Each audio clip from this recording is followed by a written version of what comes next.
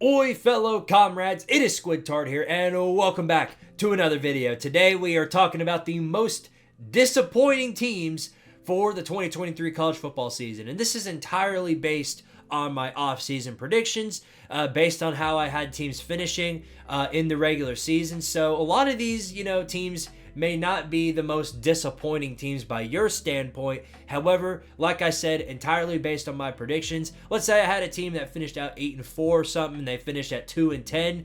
Yeah, that's 6 games below where I had them finishing. So obviously, they're going to be a very disappointing team in my eyes. You guys get the idea. So if you haven't already, make sure to hit this, hit the like button and sub up to Squidtard Sports if you haven't already. Now, without further ado, let's roll into this video, and I'm going to give you guys my top 10 most disappointing teams for the 2023 season.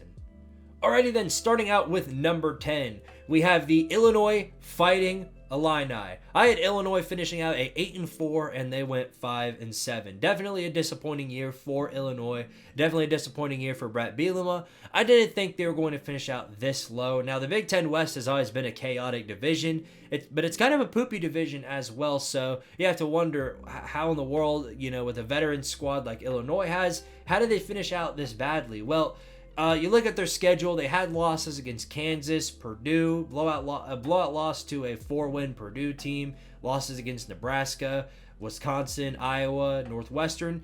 They ended up on the losing end on a lot of these really close games, but they also had a few breakaways and had a few games that they won barely. The FAU game, Toledo, they only beat by 2 points, Maryland, Minnesota, Indiana, all of their wins came within one score. So, to say that, if Illinois only had one more win, in which was a close game, they would have gone 6-6 bowl eligibility. You see the idea here. So, with how, with the veteran team that Illinois had, I was a little bit shocked to see them finish out this low. So, all things considered, and the fact that I had them going 8-4 and they finished out with this low of a season, yeah, Illinois, in my opinion, deserves a top 10 spot in the most disappointing teams of this season. All right, coming in at number 9 is the Vanderbilt Commodores. Now, Vanderbilt actually finished last year in one of my most surprising teams. They actually finished out in the high end of, the most surprising teams that I had. Now, I had them finishing 0-12 last year, and they ended up going 5-7. So the expectation this year for Vandy was that they were going to hit that 5-win record margin, or maybe be a little bit lower. But they weren't going to be a very terrible team. But turns out we were all very wrong. It's a disaster right now in Vanderbilt. Players are transferring out. But as for the regular season and how that went, Vanderbilt finished out 2-10. Ever since the Alabama A&M win on the 2nd of September, they didn't get another win after that. They lost against Wake Forest and then the loss against UNLV, and that sent them on the crash course that was the SEC. They didn't win a single SEC game, got blown out in most of their SEC games, weren't even competitive. The only one that they were slightly competitive in were the Kentucky and Auburn game. They gave Georgia a little bit of a fight, I guess. They scored points. That wasn't their problem. It seemed to be that the defense wasn't just, they weren't able to stop anybody. So with all that being said, definitely a disappointing year, all things considered, for Vandy. They didn't, not to say that Vandy fans had expectations of making a bowl game, or at least the smart ones didn't have those expectations set. Vanderbilt, all things considered, had expectations to at least finish out with a 5-7 or 4-8 record, where they won a couple of SEC games, maybe got a sneaky win in there that nobody expected. However, none of that happened. The only sneaky win they got was against Hawaii, because a lot of people thought they should have lost that game the way they were playing in that game. Either way, definitely a very, very disappointing year for Vandy. And with all these players transferring out, Will Shepherd hit the portal. They have no quarterbacks in their quarterback room right now. All 3 of them transferred out. So really got to wonder, where's the trajectory of Clark Lee, and where is that program heading? Is it heading to the dumpster like a lot of people think? I don't know. Good news is Vanderbilt is still really, really good in basketball and baseball. So, it's not like Vanderbilt's just terrible in every single sport, but they've got their ways, quite the ways to go if they want to start competing in football. That's all I have to say about Vandy. All right, number 8 for most disappointing. That goes to the Wisconsin Badgers. Now, I'll be honest with you. I bought into the Luke Fickell hype. I thought that since Luke Fickell was coming and the way, the job that he did at Cincinnati and the way things are playing out, the talent they were bringing into Wisconsin, I thought legitimately that Wisconsin was going to be a huge force to be reckoned with. But turns out I was a little bit wrong on that. Now, Wisconsin didn't finish terrible. I had them going 10-2 for the year, and they finished out 7-5. So it wasn't a terrible year overall for Wisconsin. I just thought that they were going to do a little bit better than what they put on the field. Now, they did have a couple of pretty good wins. Had wins against Rutgers, Illinois, Nebraska, and Minnesota. And, well, those aren't necessarily bad wins. I just think that they could have gotten a few more wins along with there. But they had losses against teams like Indiana, which that Indiana team, by the way, that was their only conference win. Indiana finished 1-8 in the conference, and their only win being against Wisconsin. The loss against Iowa, loss against Northwestern by multiple scores, Washington State early in the season. Just, it wasn't like this was a terrible year for Wisconsin, but it definitely wasn't a great one either. It was a pretty average year, all things considered. Now, they have a chance to salvage this year when they play LSU on New Year's Day in the ReliaQuest Bowl, which, if they win that one, I think that definitely salvages what's been a disappointing season for Wisconsin fans. But with all that being said, the regular season, I think, was disappointing, at least from my standpoint, and the way I predicted Wisconsin's season going. Definitely a little disappointing. All right, number 7 goes to the Oregon State Beavers. Now, my expectations for Oregon State were even higher than that of Wisconsin. I had Oregon State finishing out the regular season at 11-1. I thought they were going to be a very, very good team with DJ Uiagalelei in the backfield. I thought Oregon State's main problem was the offensive side of the field. I thought their defense looked pretty good last season, and because of the fact that they were bringing back a lot of their key players, my legitimate thoughts that were going to be that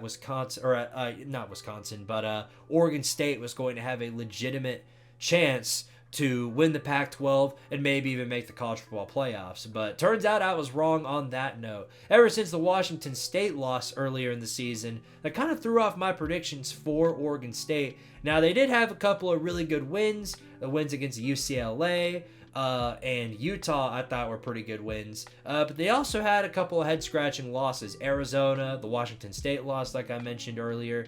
Now, they did lose to Washington and Oregon as their last 2 games in the season. And the way both of those teams finished out, those are definitely not disappointing losses. But, the way I thought Oregon State, the team that they had, and with how things are playing out, I thought Oregon State was going to come out with, a chip on their shoulder with the way the Pac-12 mistreated them.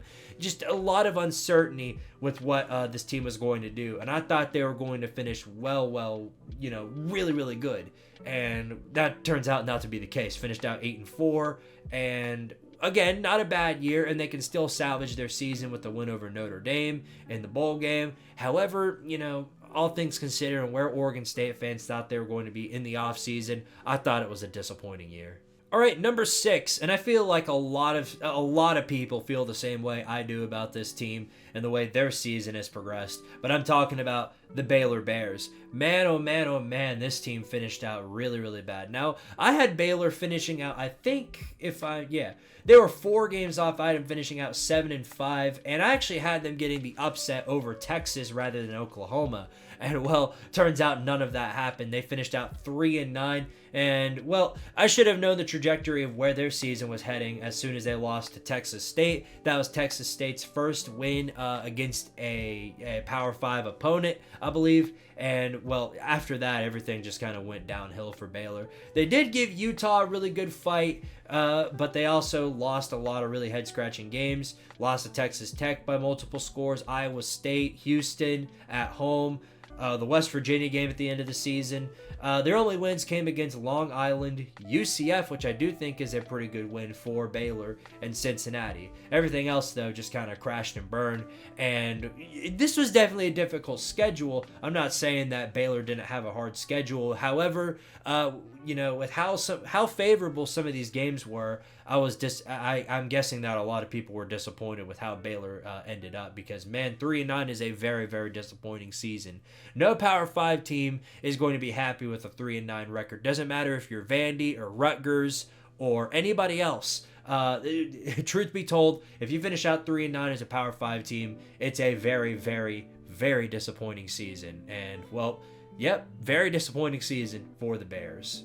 All right, we're into our top 5 now, and number 5 goes to the Razorbacks of Arkansas. Man, my team's, my expectations on this team weren't very high. I had them going 8-4 this season, and I thought they were going to be a pretty good team this year. KJ Jefferson coming back, Rocket Sanders, they had some talent all across the field, and with Sam Pittman kind of a make it or break it year, at least what I thought it was going to be a pretty good year for this Arkansas team, and well, things did not turn out that way. 6 straight losses early in the season, lost to BYU, and then after that, everything just kind of crashed and burned. The 7-3 loss to Mississippi State. Now they did have one win, which kind of prevails, what was a really bad season. The win on the road against Florida was the first time Arkansas won in Gainesville, and it was that was a good win. Now everything else, blah. They only won, 3 other games, and those are all against non-Power 5 opponents. Everybody else they lost to.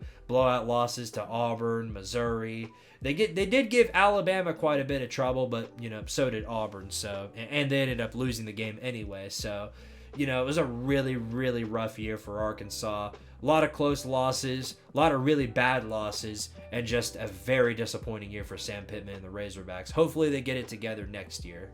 All right, number 4, this is another SEC team. And, well, after the finish that they had in their last few games last season, the expectations were set very, very high for the South Carolina Gamecocks. And, well, they did not deliver, to say the least. South Carolina, a very, very disappointing season. I had them going 9-3 in the offseason, and they finished out 5-7, just short of a bowl game.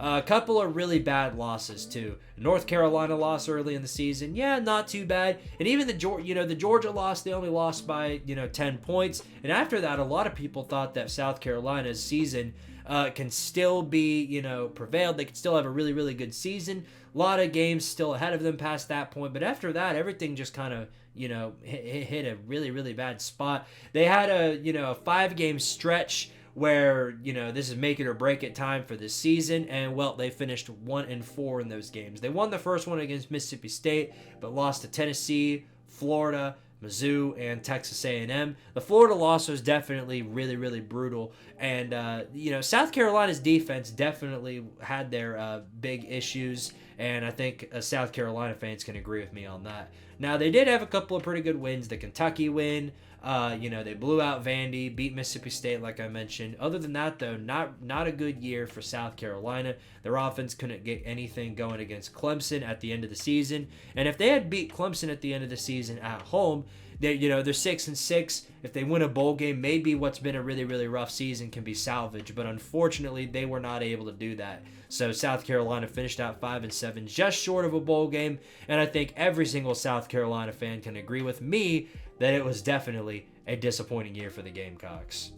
All right, now here's our top 3 for most disappointing teams. I'm going to start out with number 3, and my expectations for this team were pretty high as well. In fact, I actually had them making their championship game, and, well, they did not deliver, and then some. I'm talking about the Red Raiders of Texas Tech. They finished out 6-6, and I had them going, I think I had them going 10-2 in the regular season, so really, really rough year for Texas Tech. I thought they were going to be really, really good this season, good enough to make the Big 12 championship, maybe even go, for some type of run in the Big 12 championship game of the playoffs, but yeah, turns out not to be the case. I thought they were going to be that sneaky team like TCU was, and they absolutely did not deliver. And the moment they lost to Wyoming on their first game of the season, I thought by that point their season was, done and over with. And, well, that didn't turn out to be the case. They gave Oregon all they could fight for. And a lot of their losses came, pretty close. The West Virginia loss, like I mentioned, the Oregon game. BYU, they only lost by 13 points. It was just a really, really bad year overall. They did have a couple of marquee wins. I think the Kansas win and the UCF win were really good wins by Texas Tech. But there's nothing other than that stands out to me that makes me think that Texas Tech had a good year. They weren't even on the same field as Texas when they played them, lost by 50 points. Kansas State loss. Just a couple of really, really bad losses for the Red Raiders. And, considering with all the offseason talk with Texas Tech, where I had them going, and just the way things played out, really, really rough year for the Red Raiders. Now, luckily for them, they're still good enough to make a bowl game. They play Cal on the 16th. And if they win that game, maybe that sets them up for some success in the future, whether that's next season or in the offseason. But, as for this season, really, really rough year for the Red Raiders. All right, coming in at number 2, and of course, everybody's going to agree with me when I say this was a disappointing team. In fact, a lot of people I'm talking about had this team as good enough to make the college football playoffs, and, obviously, they did not deliver on that notion. And I'm talking about the Trojans of USC. It was a very, very rough year for USC, all things considered. It started out with 6 wins, but as you started to watch those 6 games, especially the Colorado and Arizona games, a lot of people thought that the defense was going to be USC's downfall, and turns out those predictions were absolutely correct. Right after that, of course, all of these questions about USC's defense came to a head when they played Notre Dame.